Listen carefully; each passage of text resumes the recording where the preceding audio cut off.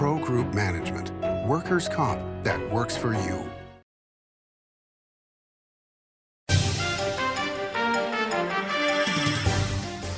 Welcome to Nevada Newsmakers. On the broadcast today, we have a great political discussion with Annette Magnus and Warren Hardy here for the whole show on an all-new Nevada Newsmakers.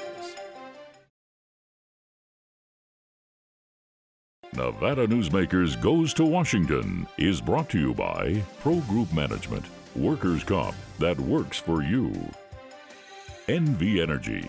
NV Energy proudly serves Nevada, providing electricity to 2.4 million electric customers. The Nevada Mining Association, mining a better future for Nevada. And University Medical Center of Southern Nevada, offering the highest level of care in Nevada. We put our lives on the line to defend democracy, protect freedom, and secure the American way of life. But as independent voters, we're denied an equal voice in our elections because of Nevada's closed primary. This November, we have the chance to change that with Question 3. Question 3 opens our primary so all independent voters have a voice in our primary election. Vote yes on Question 3 to open our primary so all our voices matter.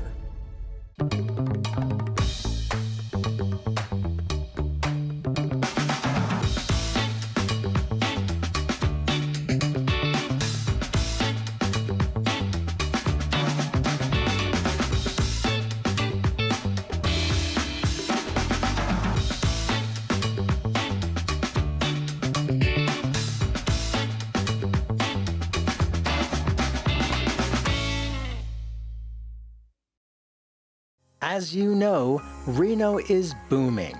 Toll's development company is helping it grow with insightful design and development, building community with every project, adding beauty, adding excitement, emphasizing our shared humanity. Reno is becoming bigger. Toll's development is helping it become better, more livable, more enjoyable. To learn more, go to tollsdevelopment.com. tollsdevelopment.com. This is Nevada Newsmakers with host Sam Shad, a no-holds-barred political forum. Now, from the Nevada Newsmakers broadcast headquarters, here is Sam Shad. And back on Nevada Newsmakers, coming to you from Las Vegas at the Ahern Hotel. We are pleased to welcome back to the program former State Senator Warren Hardy and Annette Magnus of AM Solutions. It is a pleasure to have you both here. You were great the last time you were on together, so I thought we'd just do this all over again. My first question is to you, Annette. What has surprised you the most about this election cycle? Well, since the last time we talked, we have a whole new nominee, and it's no longer Joe Biden, it's Kamala Harris. And I was very excited about that. I think that it has reinvigorated our base on the left. It has really added momentum to a campaign, I think, that over the summer when we last talked was kind of stalling. And I think that people are really motivated to go and vote now, and they're excited. We're about 4 weeks away from actual election day, but voting in Nevada is starting right now, and ballots are going to be hitting mailboxes anytime now. And so I think the general public is really excited to go and vote. I know I'm really excited to have this election over with. And I really think, too, the first debate and the vice presidential debate, they really actually talked about issues this time. There was a little bit of screaming from Donald Trump during the first debate, but I think for the most part, we're focused on issues, and that's the right place to be focused. And according to the New York Times, as we record this, she's raised over $1 billion so far since the announcement, which is amazing. My question to you then, Warren, is was there not a coup in the Democratic Party by having the vice president be the only nominee versus having 4 or 5 choices to go to the convention and let the convention decide? Well, that's going to be the party line, right? But as you know, you don't always get the party line out of me. I don't know that they really had a choice. I think it should be of some concern to Democrats that that was the only choice. I mean, she's never won a national primary. She's run for president and didn't win.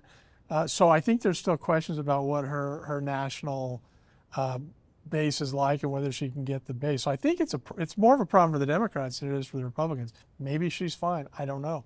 But that's a question that I think Democrats should concern themselves with. She's never gotten through primary, and so now she's the nominee. So I wouldn't call it a coup. I mean, I think it had to happen. Look, to be honest with you, back in the day, I was a Joe Biden fan. I think he was a good U.S. senator who worked well with President Reagan and others. And I've been a little discouraged about what's happened to him and how far he's been pulled to the left in the last few years. But that needed to change. Look, I think it would have been unfortunate for him to remain. He's obviously had some cognitive decline. Don't want to see that to happen to anybody, let alone a good person. I think Joe Biden was. But I think the Democrats should concern themselves. Yeah, you've got a bump, you've got an excitement. That's clearly with the base, right? I can tell you the sort of further left base. I think the only people that are really excited about Donald Trump are the right too. I mean, I don't know the middle America that's going to make the decision. I don't know how much of an impact or how much the race is going to change. It's really interesting for me to watch Republicans like Vice President Cheney say, "Well, I'm going to support Harris." I'm not a fan of Donald Trump. I can't in good conscience vote for the policies of Kamala Harris, though, right? So people sort of automatically assume if you don't like one, you must be supporting the other. Really surprises me that people hate Trump that much. They're willing to say, I'm going to go pretty much completely against my philosophical leanings and vote for Kamala Harris. So it's going to be a weird election. All right, so to use a little Nevada history here, when Harry Reid ran the last time, you had Republicans for Reid. Yep. So is it really a shock that you would have people crossing party lines because they're not comfortable with a candidate? Absolutely not. And in a state like Nevada, we have bipartisan voting all the time. I've voted for Republicans as well. If there is a better candidate, you vote for the better candidate. I think that's kind of a Nevada thing. I think with this race, what you're seeing is Donald Trump, who, in my opinion, is very dangerous and is dangerous to democracy. And you could put a pet rock up next to Donald Trump, and I'd vote for the pet rock at this point because I think the pet rock is more qualified.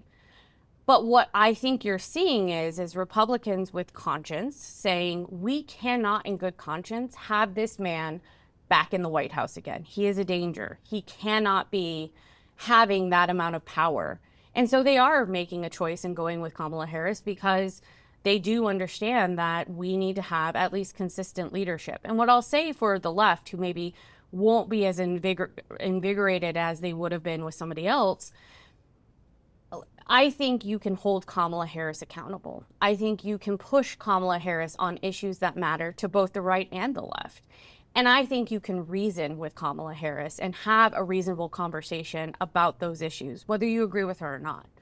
I don't think the same is true for Donald Trump. I don't think there is reason there. I don't think you can have a philosophical debate and get anywhere with him or hold him accountable. I don't think accountability matters to Donald Trump. And that's a problem. And yet, half the country supports Donald Trump. And that is their problem. But it's policy driven. I mean, the first time Trump ran, and really through his presidency, I didn't have major problems with his policies. I disagreed a little bit on Syria and a couple of things, but I didn't have major issues. I got major issues with his policies now. Yeah. With his, tariffs, for example. That's not a Republican policy. But hang on, but Democrats have maintained, Joe Biden has maintained, for example, the China tariffs that were put on, they did not drop under the Biden presidency. That's true, but from a Republican perspective, free trade, you can argue, there's other ways. I agree with you, by the way. Yeah, why Donald Trump is putting a 200% tariff on John Deere for moving. Why don't we focus on the reasons John Deere left and why American labor is so expensive? But I don't think there's a serious observer or consultant that wouldn't acknowledge if it was Kamala Harris versus almost any other Republican, there'd be a red wave, and the Republican win going away. If it were Mitt Romney, if it were Marco Rubio, if it were almost any other Republican. So I think that's a bit of an indictment on Kamala Harris as well. And I think some of the ads are brutally effective. I mean, if you're still watching. And people are just starting to watch. I don't have a choice but to watch. But I think people are just starting to watch. And there's policies and things she's advocated in her past past. They're going to be problematic. But there's a lot of people out there like Cheney who's saying, I'm just going to really make a statement here that I can't support this guy. There's a lot of that. Do you watch Jon Stewart? Occasionally, Okay, I did do. you happen to watch a week or so ago when he responded to Dick Cheney's endorsement? No. He used two letters that were not polite in terms of, we don't really need your endorsement. Oh. I disagree, though, actually. I totally disagree. I think that one of the places that the Democratic Party has to do better with is with conservatives. I married a conservative, and we have kind of learned from each other and come together in the center. But I think that as the Democratic Party, we have to be welcoming of people when they want to join us. And in this moment, we're going to need everybody to win this thing. We're going to need everybody to put Kamala Harris over the edge. And so it's really important to bring those people in. And frankly, I welcome Dick Cheney. I welcome anybody who wants to endorse Kamala Harris in this race, because I think our democracy is that important. And this goes back to Ronald Reagan, right? The big tent. That's why Ronald Reagan was so effective. He had a big tent. He brought everybody in and then governed. He didn't have a litmus test for being a Republican. I said this, I think, last time I was on your show. The problem the Republicans have is the MAGA right. Yes. The problem the Democrats have is the woke left. Let's get back to the center where we can do business together. Well, and that's the bottom line for me too, which is, you know, most people operate in the center. They've been forced to the edges mainly by broadcasters who broadcast nonstop MSNBC, nonstop Fox News, and then all the little children versions of those stations that say we're the ones that are right, and they bombard you with literally propaganda 100%. 24 hours a day. I watch Scripps News. I was just going to say. And I watch and I listen to public radio. Public radio leans left a little bit, but only a little bit, huh? I think I do think only. They do a very good job of but trying for to the be most neutral. part, but Scripps is good. I can't watch Fox. I know what I think. I don't need them regurgitating it to me. I can't watch CNN, although if I have to, I usually do watch CNN because I kind of want to hear what the other side thinks. Okay, so I'm going to break in with a little, I hope, humor here, which is what drives me crazy about CNN is when they're coming close to the top of the hour and they're in the middle of a great interview and the host says, I've got to cut you off because we're out of time. And I think to myself, you're a 24-hour news network. How can you be out of time? Push the commercials back 5 minutes. Well, I'm going to say something shocking here. CNN is today what they are because of Fox.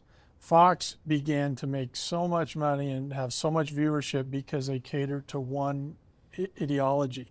Back in the day, CNN was a great organization. They're the ones I watched during the, Tiananmen Square, and it was news. It was news.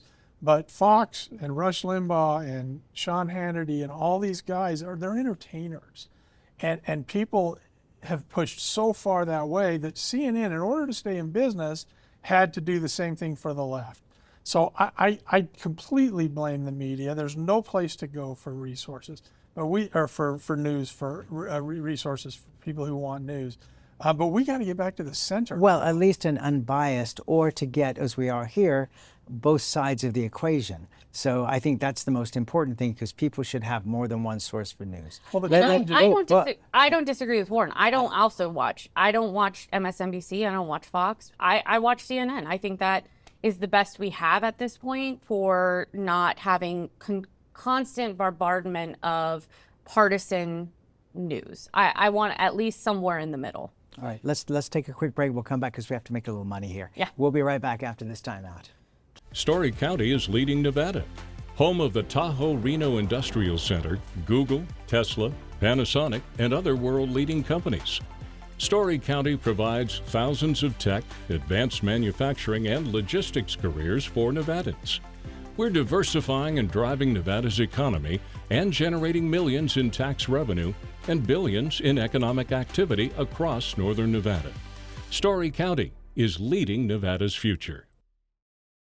I feel strongly about access to abortion because my life could have been at risk without one. So when I hear about Sam Brown's extreme views, it really scares me. Sam Brown has repeatedly supported efforts to ban abortion without any exceptions, even for rape or incest. And he supports letting states, including Nevada, prosecute doctors and women for having an abortion. Sam Brown is a MAGA extremist, and he'd hurt Nevada. Win Senate is responsible for the content of this ad.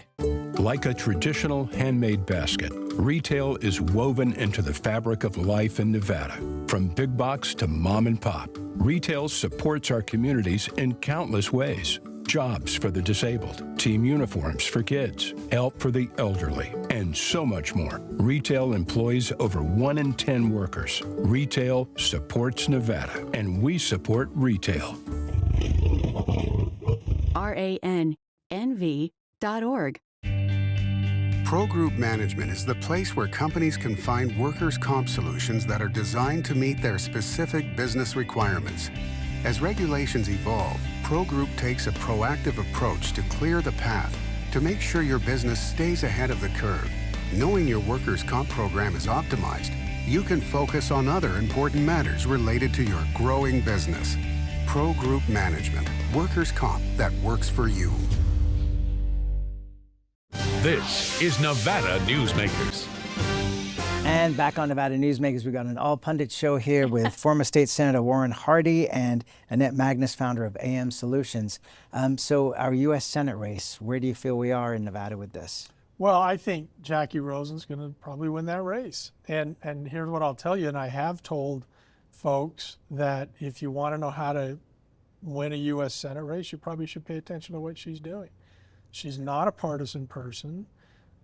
She reaches out to both sides. She represents Nevada first and foremost, as we've had many, many good Republican and Democratic congressmen and women and senators do in the past.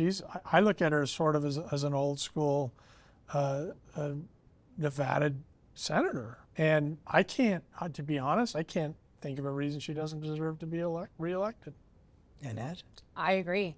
The polls are all showing her double digits. We don't know how much we trust polls at this point. I don't know Nevada. I don't know about double digits. I mean, some are, but yeah, I mean, but most is showing around 6 to 9. Yeah, but still, that's a big number. In a state like Nevada, that's a big number, especially this far out. And so, I think she's going to win. I think that honestly, Sam Brown has come to the state with his policies that are extreme for a state like Nevada.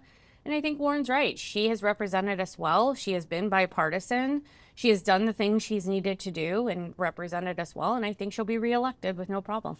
One of the things I want to see is a debate. And I was talking to Jessica Hill from the RJ the other day, and she said that she believes there's a debate coming up, but she didn't know where it was going to be. Are you guys aware of an actual debate? I think it might be with the Indy, but I'm not sure 100%. But I have heard there was one scheduled. Okay. Well, that would be good, because it would be very disappointing to not even have one debate. I agree. And I make that prediction that she probably wins that race based on all things being equal.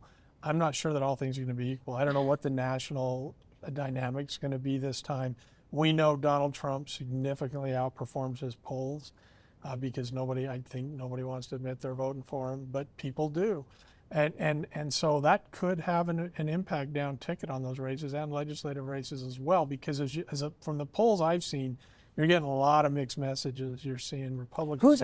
Who's answering these poll questions? I answer them all the time. I do. Really? You do? Oh, yeah. Yeah, I do too. And really? I just answered one about Sam Brown and Jackie Rosen 2 days ago. Man. I'm getting polling on political races, on the doctor I went to see, on the service call. I mean, it's like enough already. Oh, I love it. Every season I do it, or if my husband picks up the phone, I make him put it on speaker so I can hear it, because I answer. The polling industry is in a lot of trouble, and it's not because the methodologies that they have don't work. It's because the public's starting to figure out polling, and it's just so hard to get an accurate poll these days, and especially with somebody like Donald Trump, and for that matter, Kamala Harris at the top of the ticket, because they're not moderate. I mean, the dynamic has changed so much. In years past, as a Democrat, you veered left to pick up your base. As a Republican, you veered right, and then you came back to the center. neither side are coming back to the center. In all honesty, Kamala Harris is doing it. Kamala Harris is doing it more than Trump is, but that's not happening anymore. I got to tell you, the last debate, you couldn't wipe the smile off my face between Walz and J.D. Vance, because it was like the good old days. It right? really was. was. A policy debate. There was no ad hominem attacks. There was respect, a mutual respect. I'm like, this is what it's supposed to look. My neighbors who are not political sat down and watched it with my husband, and my husband was explaining things to them, and their takeaway was, wow, two people who can actually talk about issues. They don't agree on the things, but there was none of the yelling, there was none of the nonsense that went on before in the previous debate. It was just a regular debate, and that was good for them. They wanted to see that. I was impressed by Tim Walz on Fox News last Sunday. Yeah. I mean, he got attacked with some very tough questions, and he came right back with the answers, and that was impressive. But then again, you know, former governors are really good at that. Tim Walz is a good guy. Mm-hmm. You know, so was Joe Biden. I don't know why we've gotten to this place where we can't acknowledge that somebody's a good person, that we disagree with their Back to the media. Yeah. If you're painted a certain way, and you're painted that way year after year after year, this is not something that's been going on for a couple of years. It's been going on for 20 years. And, you know, that's the only voice you're listening to, is the one telling you this side is right, this side is wrong, these people are good, these people are evil. It's propaganda. It's not news. And we don't do it anywhere else in life. We don't do it with people at church. We don't do it with people at the club. You know, it's like we just for some reason can't say, look, I happen to believe Barack Obama was a very good man, good husband, good family person, whose policies I, for the most part, adamantly disagreed with. Doesn't make him a bad person. You know, when I came up, the difference between Republicans and Democrats centered around taxation. Democrats tended to think we should tax people based on their ability to pay. Republicans tend to think that we should tax them on the services they use. I remember having this conversation with Harry Reid one time about the differences between Democrats and Republicans, and it came down to this.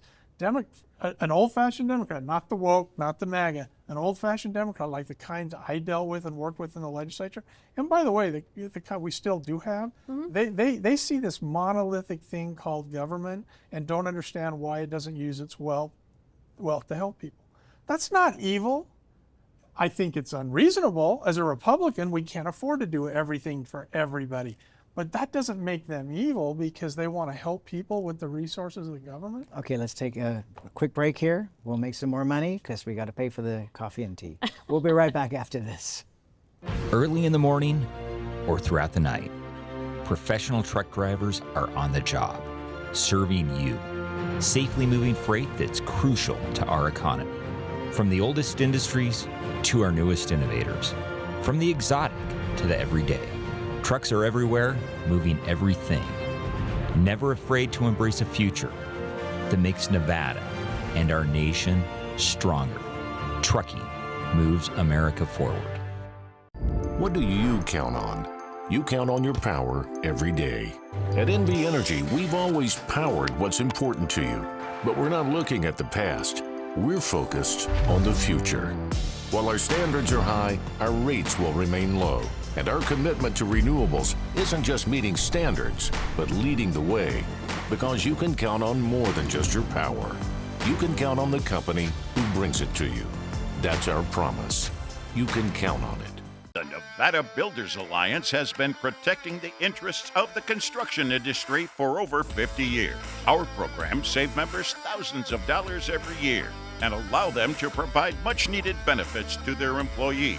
Our industry also allows Nevada to grow. If you're thinking about a career in the construction industry, reach out. And if you haven't thought of a career in construction, what are you waiting for? We are the Nevada Builders Alliance.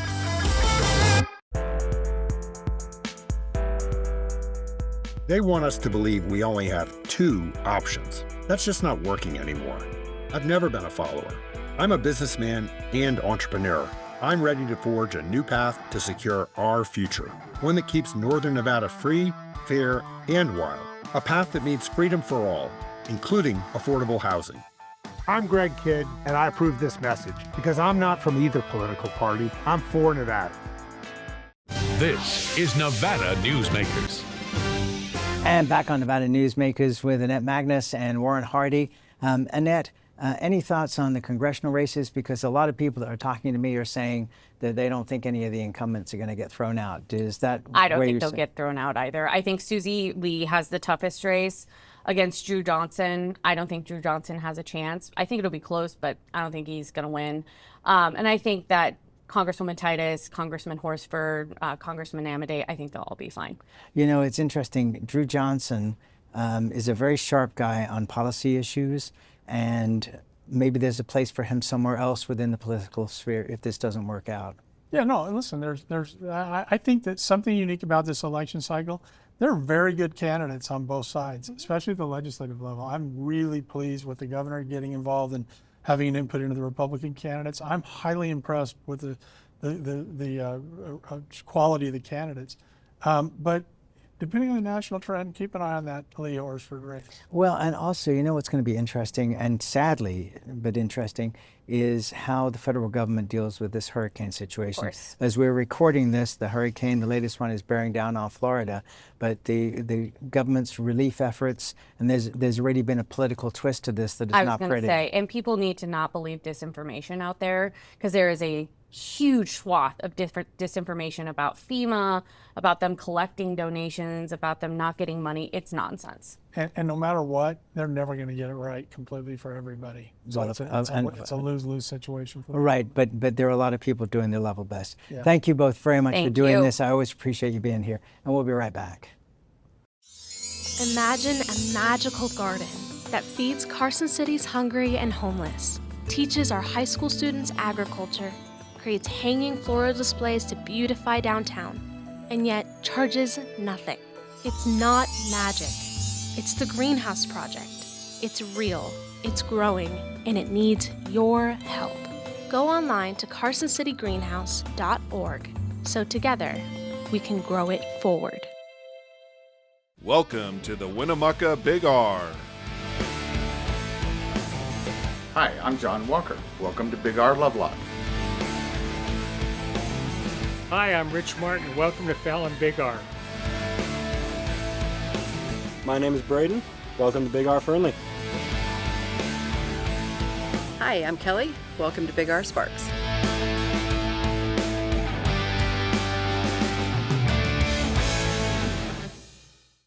Welcome to the Ahern Boutique Hotel, where luxury and warmth come together in the heart of Las Vegas. We take pride in offering a one-of-a-kind experience for both locals and tourists. Join us for handcrafted cocktails and an unforgettable experience. Joel's Chop House, the perfect place to savor views of the Las Vegas Strip. Satisfy your cravings at the Ahern Chocolate Shop. No smoking, no resort fees, and the parking is always free. The Ahern Luxury Boutique Hotel is your home away from home.